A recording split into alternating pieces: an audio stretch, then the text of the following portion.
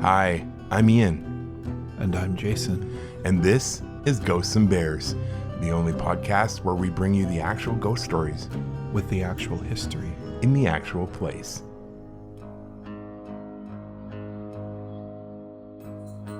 On this episode, we're heading down to talk about some brothels and ghosts of dead prostitutes and all those good things in Victoria. Oh, is that on Broad Street? Oh, Broad Street. That's a terrible joke. Yes, it is on Broad Street, coming up on Ghosts and Bears. Stay tuned.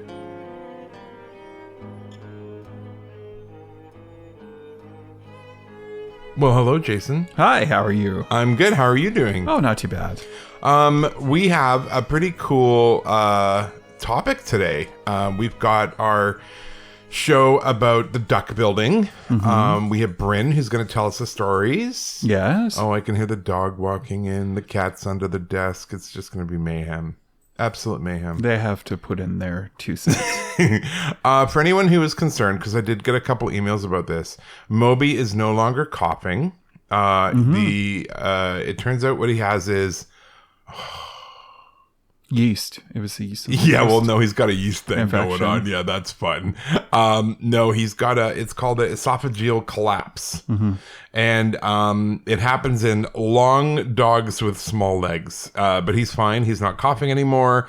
And the only time it seems that he is affected is when there is air conditioning. So he's good. Yay. Yeah, it's interesting. So we just thought we would share that with everybody. But he's okay. He's doing well. He's doing well. Yeah, he's only coughed once. Yeah, no, he's good. We are settling back more into life at home. We have been selling stuff. Yeah, getting rid of things. And we're feeling really good about that. We realized we were getting overwhelmed with stuff in the house. And through no one's fault. I mean, you inherited 4 houses. 5 houses full of stuff. So it makes sense why there would be so much stuff. But now we're getting rid of it. Or some of it. Yeah, some of it absolutely can go. Yeah, we're simplifying our lives. We're trying to make a bit of a leap from our main PC to Macs or portable. They're more portable. They let us do more editing. They're better for you for photography editing. They're better for me for music and writing. I'm enjoying the battery life as opposed to my PC laptop. I'm trying so hard not to like the Macs. Yeah, it's... Thanks, Chris. Yeah, right. But what they do really, really well. And they do. That's a frustrating thing for us. Yeah.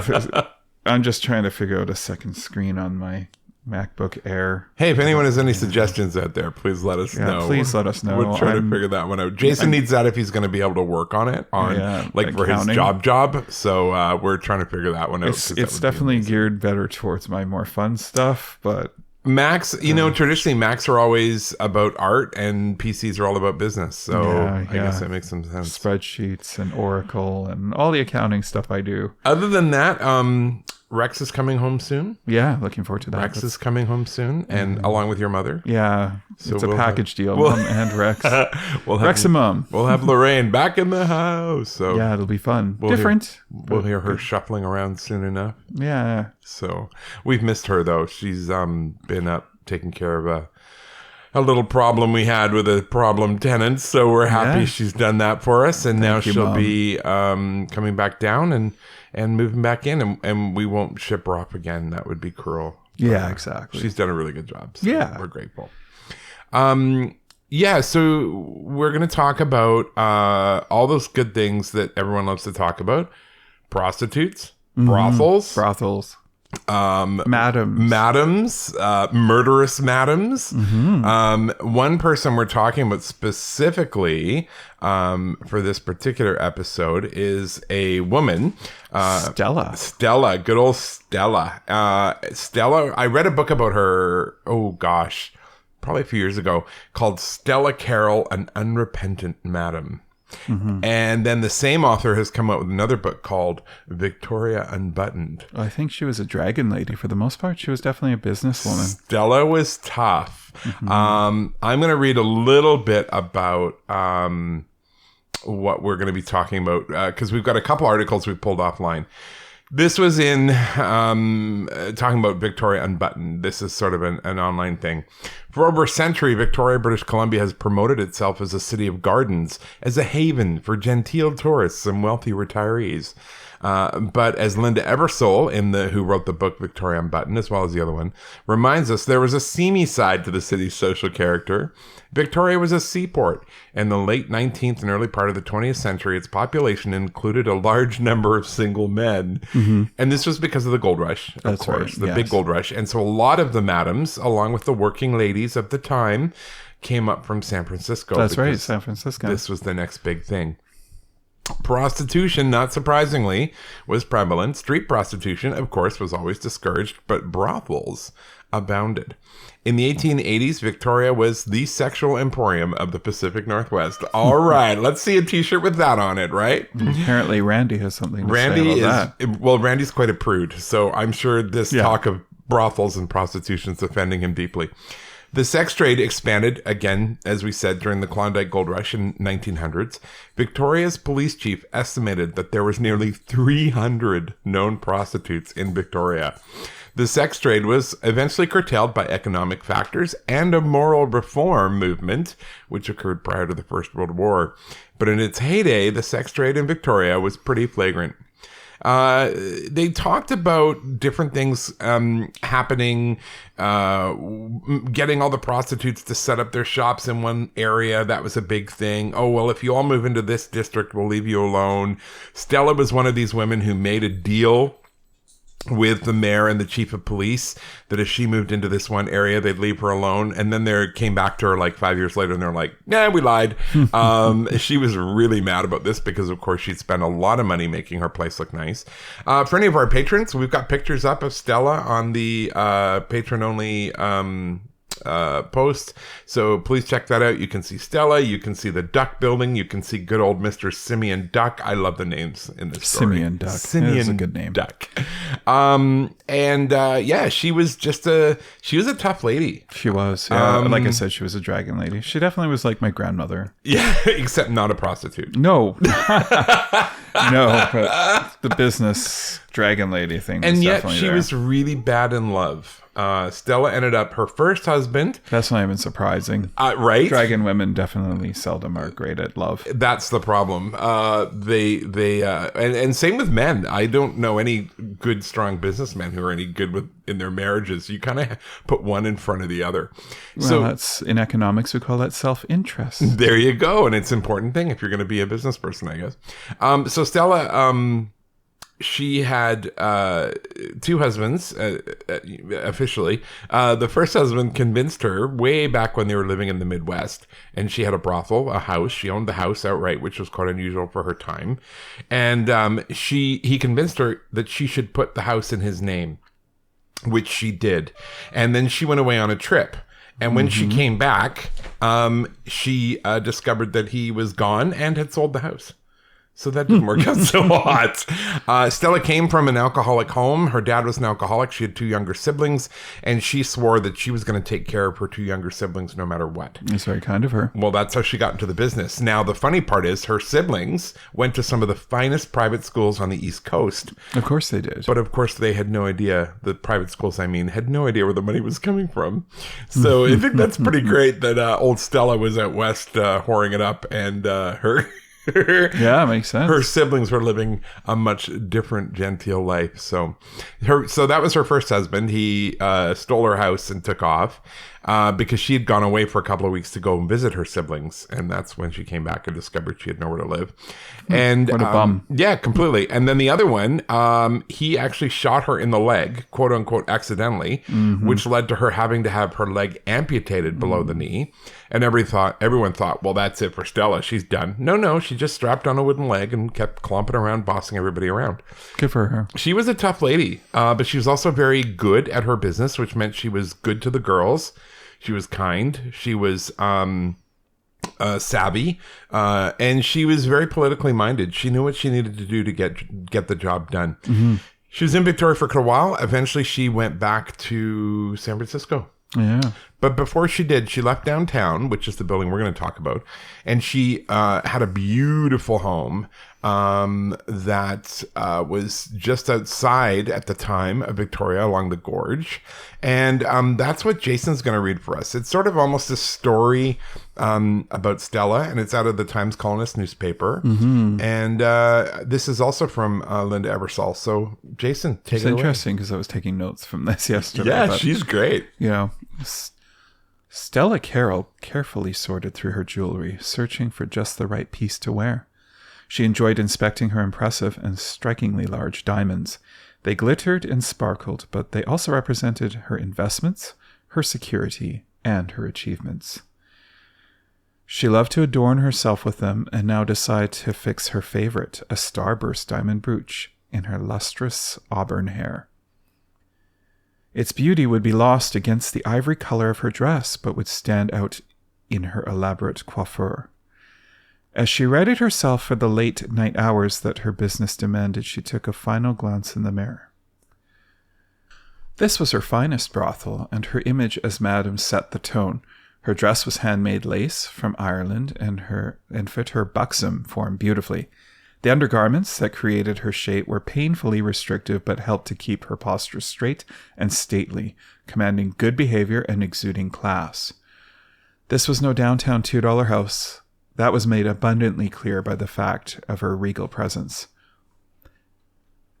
She had spent countless hours redecorating Rockwood. Her fastidious attention to detail had fashioned public rooms, such as her 2 parlors, that rivaled and indeed surpassed any of the better houses in town.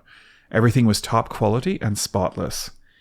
Oriental rugs graced the floors, topped with soft leather armchairs for the men, and low upholstered stools and small chairs for her girls.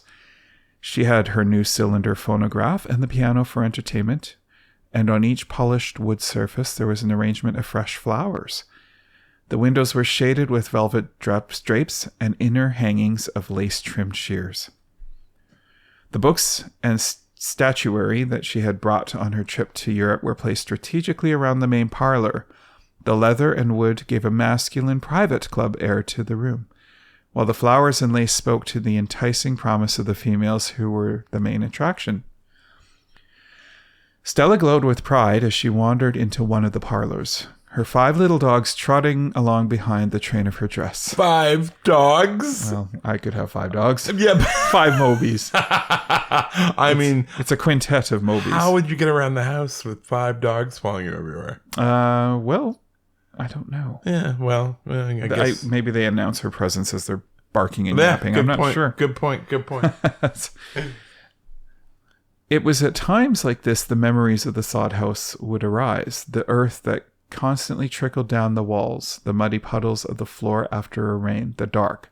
She shuddered. Never again. Stella Carroll was essentially a businesswoman, shrewd, clear-headed, except when it came to love, and experienced enough to know that there would always be tough times for her high-risk trade. Yet it seemed that her recent difficulties were behind her, and she was certain that 1911 could prove to be her best year so far. True, there were many who thought she was finished, particularly since her accident. Yeah, the wooden leg thing we were talking about, yeah. But she would show them all that she would not be forced out. She must hold steady to her course, and in time everything would settle down. With Rockwood on the outskirts of Victoria, she had finally achieved her goal of a luxurious, high-class operation that attracted the elite of the city. She was well on her way to achieving the status held by Tessie Wall and Jesse Heyman in San Francisco. Despite setbacks, not the least of which was having her left leg amputated, she now owned 2 successful brothels. The other on Herald Street was downtown. Several pieces of real estate and, of course, her diamonds. So she did own the Herald Street brothel at the same time. Mm-hmm. It was the Broad Street brothel. It was a 2-story brothel that she had. Moby's here. That she had managed to have to give up because they were not going to let her keep it. So that was the end of that one. Absolutely. Stella's business acumen had served her well when she chose the house for her country establishment. As with most real estate, its value was in the location, and for a brothel to appeal to a certain type of clientele, it needed attributes other than the obvious ones of beautiful women, good food, and liquor. Chief among these was easy and discreet accessibility. Oh, I'll say, because the guys going to her brothel were like members of the provincial government and city officials and all these. We don't talk about that. Oh, gosh, no. And they were actively, publicly campaigning against her while still going and hanging out in the old house. So, you know. Ironic. How weird. Although Rockwood was away from the center of the city, it was well sited for a number of reasons, the most important being its proximity to the waterway known as the Gorge and the newly developed park that followed its shoreline. There was a decent road for cars and carriages. The park had a tramway system, and canoes could be rented to paddle up the winding channel. This house was special to her, not only as it was an upscale brothel, or as she preferred to think of it as a parlor house, but also as her home. It was large and spacious, befitting its original purpose as a family home. Designed by a prominent Victoria architect, John Teague, it was well built and at the equal of the other grand houses nearby. This house was special to her not only as her upscale brothel, or as she preferred to think of it as parlor house, but also as her home. It was large and spacious, befitting its original purpose as a family home, designed by a prominent Victoria architect, John Teague. It was well built and the equal of the other grand houses nearby. The area, once home to a few small farms, had recently developed as a desirable residential neighborhood, and several of the city's wealthy citizens were buying up their land for their country estates. Rockwood was one of the finest. It sat prominently on a hill, and its tower could be seen from the other side of the gorge.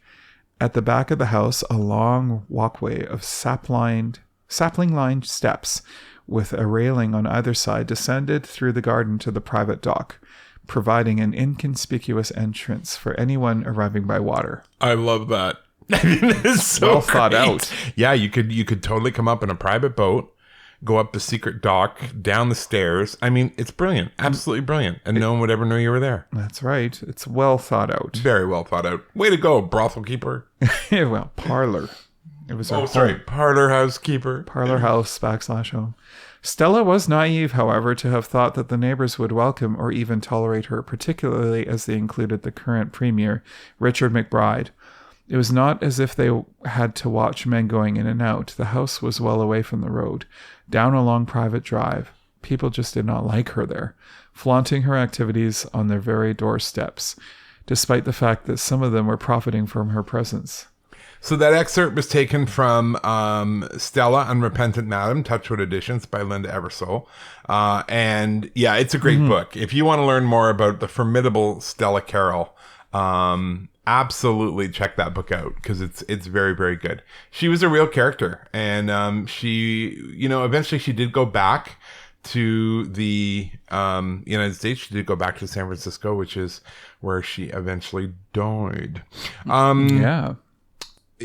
So she was an attractive woman. She was very pretty. Yeah, she was very pretty, and never had a problem attracting men as her own personal suitors. However, she was just really bad at picking good ones. Here's a little bit more background. Prostitution in Victoria began with the founding of Fort Victoria. That's right. Wouldn't you know it? Of course it would. After the gold rush and the growth of the city, gradually brothels emerged in Victoria to serve different clientele. Again, we're talking about the highest quality houses were around Broughton and Courtney Streets. They catered to society's upper crust, such as the members of the nearby Union Club, and were not raided by police. Weird. There's a link, huh? The bulk of the sex trade, though, is conducted farther north. Harold, Chatham, and Fisgard Streets were the heart of the red light district, with some brothels also on Broad and Johnson. As we know, that's where Stella's was. Here, the sailors, workmen, and others further down the social scale could be entertained. Business boomed in the 19th century. Even in 1891, there were far more men than women in Victoria, and something of the frontier prevailed. And here we are. Onto the scene came Stella Carroll. Born in Missouri, she'd grown up in the rough and tumble American West. By age 25, she'd had 2 failed marriages, and so she went to San Francisco to seek her fortune. Good for her. Yeah. Opportunities for women were much fewer than they are today, but one business had great possibilities. Brothels. They were traditionally run by women and were in high demand. It's the oldest profession. Exactly. She was not interested in being a prostitute herself. She wanted to run the show. Good for her. Well, that's where the real money is, exactly, right? Yeah. Fate intervened for Stella. In 1899, she went to visit a friend who ran a brothel in Victoria. She was trying to sell the business along with another woman named Conn, but while Stella was there, Conn had a terrible accident and died, which you will hear about in the ghost story we're going to talk about. So Stella just sort of stepped in and concluded the purchase. She became the proprietor of a fine 2-story establishment in the Duck Block, Simeon Duck. Yeah, Simeon Duck. On Broad Street. That's right. Now, Stella was lucky that her new landlord was Simeon Duck. He was a well-connected local politician with a liberal attitude to prostitution. I'm sure he was. With protection from him, she made the house even finer. Her furnishings were always meticulous, and she did much of the housekeeping herself because few could meet her standard. Good for her. She ran the establishment like a boarding house, with the girls paying her rent.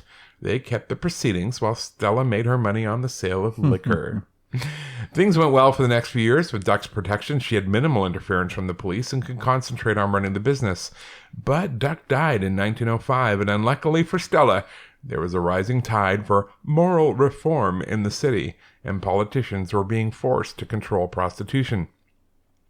In 1906, a reformer, Alfred Morley, was elected mayor. He and the police chief had a meeting with Stella where they struck an unofficial deal. If Stella would move her business out of downtown and over to Herald Street, the de facto red light district, the police would not trouble her. This way, the mayor could be seen as tackling the prostitution problem without upsetting the demand for service. Well, that is quite liberal. Well, sure, but it didn't work. So Stella made the move, but citizens groups and a local newspaper continued to demand more moral reform. The authorities were forced to renege on their deal, and the police continued to raid Stella's operation. Angry though she was, Stella was forced to recognize the new reality, and she began to think of leaving the business entirely. Yeah, that's right. In 1908, however, a new opportunity arose. Rockwood. Yes. A beautiful mansion and estate on Gorge Road was up for sale. That's what Jason was just That's correct, yeah. reading about. As well as being a superb place for a high-class brothel, it had 2 advantages. First, it was in Saanich, which meant that Stella could escape from the Victoria police. Correct. Second, it was on the Gorge Waterway, so customers could come discreetly. Easy come, easy go. By boat. Mm-hmm. Stella bought it and set to work to make it the finest brothel Victoria had ever seen. Stella's own appearance set the tone because she wore dresses of handmade lace from Ireland and diamonds in her hair. For entertainment, she had the piano and, of course, the phonograph we talked about. And, of course, she had the best young ladies. Of course. She had truly fulfilled her dreams. Well, that's good. So it all ended well, right? Oh, no. But sad to say, troubles continued to dog her. Moral reform, whether it was directed at sex or alcohol, was a movement sweeping North America. Mm-hmm. It would culminate in Prohibition in the 1920s, but some of Stella's problems were her own doing. Unlike the downtown houses, she was still being raided by the police. The difference was the owner of those houses were quiet and discreet with good political ties. Mm-hmm. Stella was always the flamboyant outsider. She would, for example, sue a non-paying customer in court. Wow, eh? When good sense should have told her not to. When the police arrested her and hauled her into court, she would rage at the magistrate. Not a great way to win over the law enforcement. And in her private life caused problems as well. She had violent lovers, one of whom shot her in the leg and caused it to be amputated. She herself was known on occasion to hit a girl. In a still very British town, this was not the accepted norm. No. Her problem, though, was not her doing. Her longtime lawyer and confidant, Todd Aikman, betrayed her. He accepted the job of Saanich prosecutor and was thus in the position of taking Stella to court. Jeepers. Yeah. That's bad luck. With him knowing all her business secrets. Yeah, exactly. Saanich was not the safe haven it once was. Stella began to think of leaving Victoria. After a few more stormy years, she went to visit her friend Tessie Wall in San Francisco. There she discovered that Tessie was leaving the profession and was selling her business, so Stella bought it and left Victoria in 1913. Except for a brief visit a few years later, she left for good. But business in San Francisco was difficult as well. Moral reform groups were as active there as they were in Victoria, and her friend Tessie had become emotionally erratic and would not leave the house. The end was in sight. When the First World War was over, she decided to leave the sex trade. Tired and ill from her leg, she became the very boring landlady of a boarding house. But the remaining years of her life were happy, and then sad. She married a decent man, had a good 12 years of marriage. As well, she was close to her siblings and enjoyed entertaining her nephews and nieces. But her husband died in an accident, and the insurance company refused to pay up. Her last years were penniless and lonely. Her family were a comfort, though, and she would make notes in her scrapbook of her wonderful memories, and she died in 1946.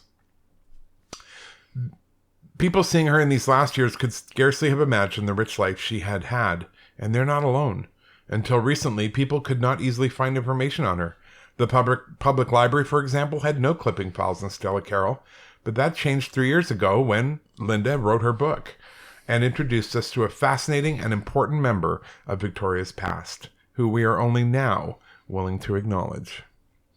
Rockwood burned down in 1923, that lovely home that Stella adored.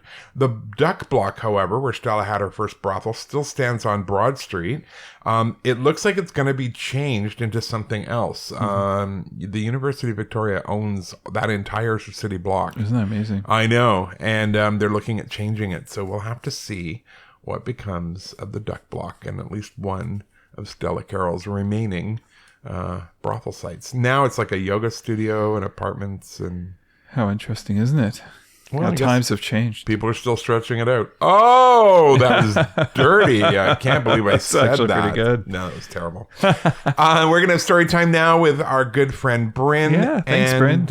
Brynn. And when we get back, we will do some more chatting about Victoria and the ghosts of the Duck Building. Stay tuned.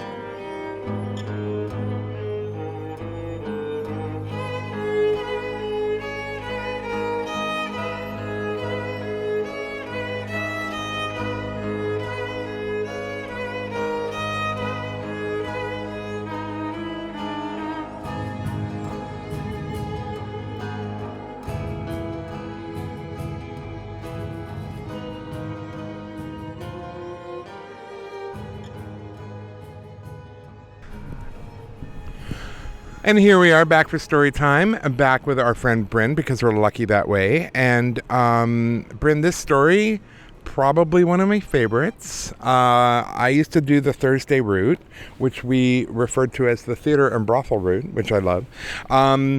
And so we're on Broad Street for outside the Duck Building. I think this story has the best names. I should qualify. Some of the best characters. There is a book, if you're interested in diving deeper into this, called Stella Carroll, An Unrepentant Madam, and it is so good. And there's another newer book that just came out called Victoria Unbuttoned, and it has a big history of basically the sex trade in Victoria from the gold rush times on. So yeah, it's pretty neat. But we're talking about the Duck Building. We're talking about our good friend Stella, who was a formidable creature, and you're going to tell us about sort of the traditional ghost stories as well as something that happened to you personally, not in a ghost way, but in a kind of a back up the ghost story way, right? Here we go. Yeah, one of those proxy encounters, as I tend to call them. The Broad Street, not just a name, route that we always used to throw at you. It's a nice area to walk through, and it feels so delightfully old-fashioned. And that area of town was where we found some of the nicer ladies of the evening. We had them in every corner of the city. It's the oldest profession, and anybody's gonna take a crack at it in any era. And there are very interesting stories. Oh my goodness, those Caribou Gold Rush ladies with their dressing like men and stabbing you if you looked at them. There's all kinds of tales to be told with somebody who's, well, just making a living in the frontier land. But now we're into the turn of the 20th century, and things are a little bit more settled, a little bit more civilized, a little bit more British. And over on Broad Street, we had one of the nicer establishments. It was run by a lady named Marvel Conn, speaking of those lovely names. I cannot get enough of these names, I gotta be honest. And she was described to me as marvelous as her name boasts, that she had these amazing bosoms befitting of a madam of her caliber, and she dressed in drapey layers that would flow and billow about her as she commanded her girls. And I mean, commanded her girls. It's a cat house. It's a friendly neighborhood cluster of lady folk. it's who, I might add, and I love this, who were all on the city register as seamstresses. At one point, we had more seamstresses here than there were women to make dresses for, right? absolutely the dainty little circumlocutions that we get trying to hide what they do. I guess the "we" was misused there. Are we expanding our ghostly tour services? Is that what's going to happen? Because I need to be prepared for that. I always joke that I walk the streets at night, but that's clearly not what I meant. My son might be listening to this. Probably. So, yeah, these lovely ladies were headed up by Marvel Conn, and she was, by all accounts, a nice madam, but life goes on. You think about retirement, you think about what comes after the hard work of your adult life, and Marvel was interested in selling the business, so to speak, and she brought Stella Carroll up from San Francisco and invited her around to kick the tires and see if she wanted to make an investment. It was Christmas time, and Stella was being shown around. Marvel was being the exceptional hostess that she is known to be. The girls were waiting for Stella and Marvel and the dinner to start, and they were all waiting and waiting and waiting. And there was a horrible noise coming from the stairwell. Marvel's establishment was on the second floor of Duck's building, and when the girls all heard this, "Wah!" thump, thump, thump, thump, thump, thump, thump, come from the stairwell, they rushed to the top of the stairs to find the crumpled body of Marvel Conn bleeding out on Broad Street, and Stella Carroll on the first landing of the stairs with her hands in the air looking at the cluster of girls saying, "I know what this looks like. I swear it wasn't me." Marvel's death went uninvestigated. I wouldn't pretend that the police weren't in and out of that place all the time, and in and out and in and out and in and out, but it was never on any official kind of business, per se. More pleasure than business. Whatever, it was, off the books. Generally speaking, they were around, but not investigating, shall we say. So Marvel's death went uneventfully, and Stella Carroll moved in beautifully as the madam of the nicer brothel on Broad Street. And she had a good run of it until she was run out of town by angry townspeople who resented what she did. She set up on the gorge, had a boyfriend who later shot at her. She walked around with a wooden leg for a bit. It's, again, the biographies are out there to really peel apart and investigate. But she's left a little bit of a hiccupy, jiggly problem in Duck's building. There's been all kinds of different businesses that have tried to make a go of it. The yoga studio had their quiet moments at the end of practice interrupted by the echoes of Marvel's last trip down the stairs. Imagine if you're trying to find relaxation and zen at the end of your stretching session, and all of a sudden you hear this, thump, thump, thump, thump, thump, thump, thump. Just breathe out. It's okay. She's been dead for some time. It's hard to achieve that oneness with the universe as you're imagining those kinds of deaths. But my personal sort of proxy encounter with Stella Carroll and the things that haunt Duck's buildings, the Scream, I guess, is Marvel, not Stella, was in my first years doing the Ghostly Walks work. I was out in the middle of the day wearing my Ghostly Walks uniform, a nice t-shirt that announced what I did. And it was I was in Centennial Square enjoying some of the food trucks that had parked there for some obscure reason, and as I was enjoying a popsicle in my Ghostly Walks shirt, somebody with blue hair sat down next to me, and she said, "Can I have a word with you? I see you're with the Ghost Walks." And I said, "Okay, let's go through this." She said, "I live just down the road in the building on Broad Street." And I said, "Oh, I'm familiar with that one. What's going on?" She said, I've been drawing these things. I'm an artist, and I've been working on my portraits and just drawing for pleasure, and I've been drawing this face, and it's been getting better and better, and I'm getting more comfortable with drawing." And she, I think, maybe even showed me her sketchbook, and she said that she had been calling this woman Estelle. Wow. She had been drawing like big old bubble letters with stars around it. Yeah. I remember drawing these lovely shapes when I was learning to draw, so to speak. And Estelle bore an uncanny resemblance to Stella Carroll. Wow. So she was 100% feeling that energy without even realizing what she was feeling. Absolutely. It was one of these cases where she had no idea that she was channeling something that had been there before. And it's not the first time that we've heard of Stella interfering with artists. There was a tale back from, again, my early days in the Ghost Walks, where an artist was working on a carving artist, a sculpture artist, was working in rock and was putting the finishing touches on a bust, a commemorative bust. And when he turned around to get some more tools to put the final touches on it, the bust started to vibrate, and it vibrated until it just jiggled itself off its plinth. And as he sees it fall face first and shears the face right off, he realized all of his work was totally gone. And this would just be an interesting story of tough times in the Ducks building for artists, but he was specifically tasked with creating a commemorative bust of Stella Carroll. Right. And one has to suppose that perhaps Conn was out there saying, please don't honor her. This is not appropriate. This was my space. Can you move on with this? Or maybe it was Stella saying, I don't think you got the hair right.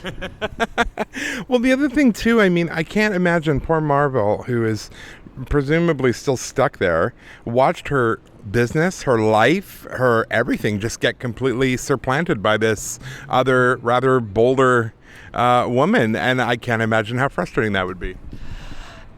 It's the way it goes back in those days. It was a wild town. This was by no means, I think, even the wildest tale of these sorts of adventures in the old days of this crazy town.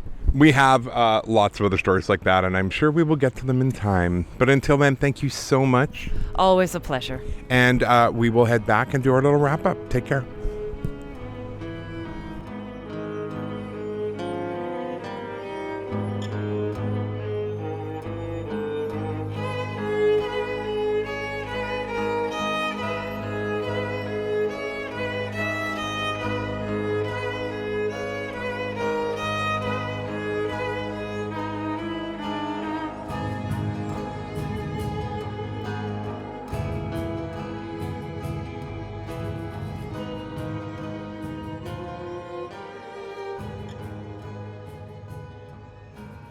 And thump. We're back. Well, thank you, Brynn. I really appreciated that story. It was good. Well told. It is good. It is, well, Brynn's amazing. I think she might beat you at storytelling. Whoa. Wind that one back, buddy. Yeah. She could. She's the one who taught me how to do ghost walks. So, yeah. So no, she's very, very good, and she tells a great story. She's a lot of fun. She has a great voice, and she's so much fun. I like her energy. Yeah, she's really great. So I love that about they couldn't exactly call the police anyway. It'd be like, yes. our friend died. Please don't come too close to the house. Well, they weren't calling the police for anything. So no, exactly. Yeah. Well, the police apparently were there anyways for pleasure, not business. That was so funny. Oh my God, Brynn. They were out of uniform, so to speak. They were more out of uniform than in uniform. Probably. So yeah, I mean, if you come to Victoria, you are absolutely going to be able to see some of these places and enjoy that. We'd be happy to show you around. Absolutely. We've got someone actually coming from Australia at the end of this month. Yeah, that's exciting, isn't it? Yeah. So we'll have to have a chat with her about the exciting ghosts in Australia. I mean, it's a country populated entirely by criminals. So, no, I'm just kidding. I'm kidding. Well, in the eyes of the British, but... Well, 200 years ago. I know. I guess that's a long time of, whatchamacallit, holding grudges. Yeah, well, that's something we British do well. Apparently so. So we're going to... The Scottish, I think, are worse, though. Oh, yeah, the Scottish are very angry people. I admit that. I'm half Scottish, so... That's fair.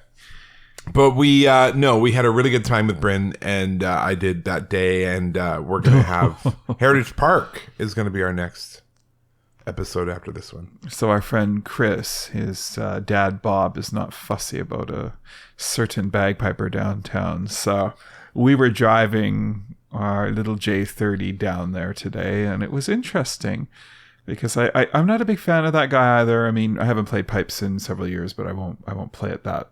I'd have to brush up and play them properly. So here we are at the intersection of government and what is that? We're government. Oh, I don't know. Can't think. It's the Government and Wharf. Main Street. Yeah. So it's ironic. You have the bagpiper playing, and then you have that Chinese guy playing on On the literally. Chinese, what is it? A Chinese I guitar? do not know what that instrument There's is. strings. Yeah. But it sounded like they were dueling. It sounded like it was like East against West. It was. It just didn't sound good the way Did they were not sound battling. It good. was kind of funny. They do not complement each other's No. instruments. No, it was pretty funny. And that's life in Victoria. Honestly, you're going to get... There's that one guy who gets really drunk and plays the trumpet, and when you try and give him money, he swears at you. But he's there to, like, make money. That's not me. That's not you this time. No, No. But yeah, there's some very... Don't give me your money. I don't want it. It's some very interesting people out there. That's insulting to me. I'm just here to play. I'm just here to play on the street with an open case in front of me. How dare you give me your filthy, filthy money? Oh my gosh. Yeah, so thank you everybody for being with us. We specifically want to thank our lovely patrons. 100%. We've added a couple more, so we're thrilled about that. We are going to be thanking Sharon, Dawn, Adam, Bryce, Sherry, Brooks, Marion, Kathleen, Alexa, Debbie, Jackie, Julie, Ruth, Mary Frances, Cassie, Gina and Victoria, Sandy, Christopher, David, Ashley, Jeremiah, Elizabeth, BB Nix, Melinda, Jordan, Tammy, James, Taya, Evan, Arwen, Steve, Kyle, and Charlotte. Catherine. Mari. Yeah. Sorry, thank you guys. I'm having trouble seeing. Oh, you need to put your glasses back on. Oh, well, they're on. but We- I've been having trouble reading. It's weird. You're okay. It's been a tough week for me, so I don't know. We'll get there. We'll get there. Odd. We want to thank everyone for hanging out with us as patrons. We're doing Ghost Stories I Have Heard, which is our patron-only show. So you catch that on the weeks we don't do the podcast. And I'm almost done making the theme song for Ghost Stories We Have Heard, right? That'll be the fun. song is really good. Yeah, it's pretty hilarious. We're going to be doing our monthly modern seance. That will be coming up soon. And of course, we've got the exclusive mug, the t-shirt, the stickers. Oh yeah, the merch. All that good Everyone time. loves merch. All that good time Patreon Maybe people swag. don't like merch. I don't know. I don't know who wouldn't like merch. So jump on board on that and get your merch as well and become a patron. We'd love to have you. And of course, you get all those insider photographs, pictures of where we were, what we're talking about, who we're talking about. Yeah. So also a good thing to jump on. So thank you everybody for being with us. And Yes, thank you very much. We hope you enjoyed it, and we will see you next time with That Heritage Park from Calgary. Yeah, Calgary. That sounds good. All right, take care, everybody. Stay safe. Bye.